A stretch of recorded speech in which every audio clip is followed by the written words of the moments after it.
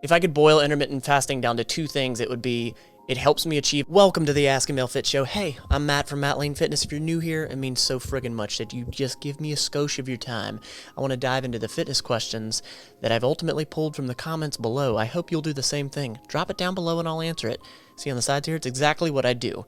Let's dive into the first and only question. So I'm only tackling one question today because I think it deserves a little bit more time. Owen Manning asks, any updates on your thoughts from almost 5 years ago? So if you don't know, I actually did a video 5 years ago called Matt's Quick Opinion. It was a little series that I had started. And you know what? Rather than me running my mouth, let's watch this short video. It's not that long. And then I'll dive through some of those things that I have either agreed with or now disagree with. Hey, I'm Matt from Matt Lane Fitness.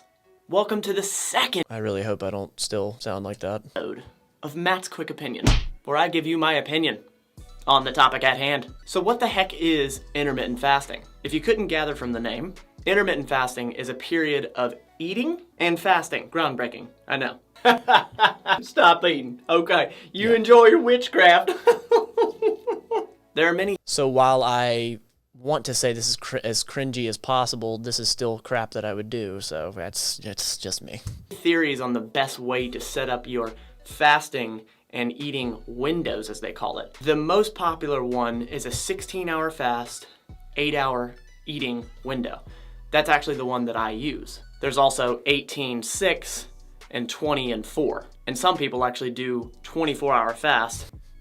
Whenever, start it over and eat then. What the heck are the pros to intermittent fasting? After all, this is America. Fasting? What do you mean, like not eating? First and God, everyone looks at intermittent fasting for is that it does burn fat. There have been So I don't like how I worded this, to be honest with you. It's kind of frustrating when I look back at it. Fasting is not superior to a calorie deficit. You can fast, but if you're eating in a calorie surplus or your calorie maintenance, you're not burning fat. Okay, so all of this, yes, but in a calorie deficit. You see, fat burning starts to happen when you have insulin levels that are low. So every time you eat, especially carbohydrates and sugar, your insulin levels spike. Incidentally, insulin levels and HGH sort of coincide with each other. When your insulin levels are high, your HGH levels are kind of low. If you flip that around, when your HGH levels are high, typically the insulin levels are low. So you have this insulin that has been low that's already facilitating fat burning. What I just said right there was ultimately incorrect. Like, yes, when your HGH is up and you're in a calorie deficit, that's the main point. You have HGH high, you have more of an opportunity to build muscle and burn fat. Yes. So again, they work together here. So the idea, in a sense, keep the blood sugar levels low, keep the fat burning going. No, that's not correct. And at that time, I did not fully understand the calorie deficit model, basically. To do intermittent fasting, you don't have to change your calories at all. Correct. You can be in a surplus at maintenance, or you can be in a caloric deficit and still do intermittent fasting. There are no restrictions of the certain types of foods that you can or cannot eat. Correct. Pretty cool. Intermittent fasting sort of debunks or takes out the need for the eat every 2 to 3 hour deal. Wait a minute now. If I don't eat every 2 to 3 hours, I'm gonna lose muscle. What about the anabolic window? Look, eating every 2 to 3 hours in the anabolic window, that's another video in itself. Another big, at the end of the day, what matters most is, do you have the calorie goal met and do you have the protein goal met? But if you want to go one step further, if you are eating, say, every 2 to 3 hours, it looks like there is evidence that supports you can sustain muscle, build muscle a little better. The thing is called autophagy, or cellular repair. Also, brain function, Alzheimer's and Parkinson's. It also reduces inflammation. It does all sorts of other stuff. That's true. Reduces inflammation, though, that's such a vague term that I've heard a billion times, so I don't like hearing myself say it, to be honest with you. But yes, that stuff is true. Okay, the cons. This one should be obvious, but you go a certain amount of time without eating. However, the caveat to that is, let's say that you're doing a 16-hour fast. You have to think, hopefully, 8 of those 16 hours you're sleeping. So really and truly, it's you stop eating 4 hours before you go to bed and you start eating 4 hours after you wake up. That is one thing that fasting is, it's pretty simple. To be honest, the time frame you can mess with. Like, I start eating around 1-ish, 2-ish, and stop eating 8-ish, 9-ish. You can mess with that. And I definitely did. Over the past 5 years, I've messed with it.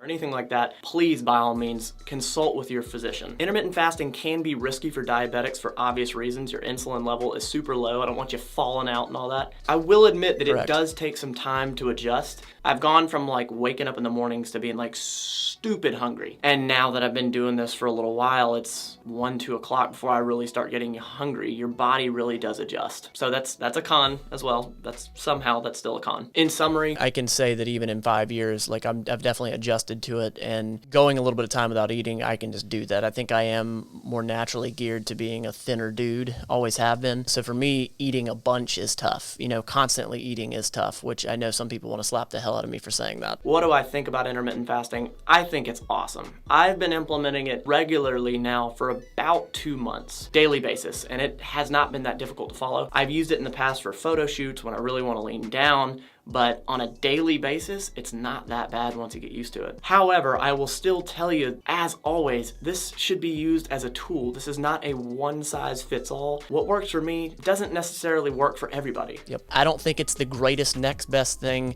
that's gonna fix everything for you. It's just a tool in the toolbox. If I could boil intermittent fasting down to 2 things, it would be, it helps me achieve a calorie deficit, and mentally, it makes me much more aware of my eating. What am I eating? How much am I eating? It really does make me more aware, and I really want to make those calories count, especially if I'm in a deficit. Owen, I appreciate your question. If you're looking for fitness plans based in behavior change and science, I hope that you'll check out down below, mattlanefitness.com. It's where I have all that stuff.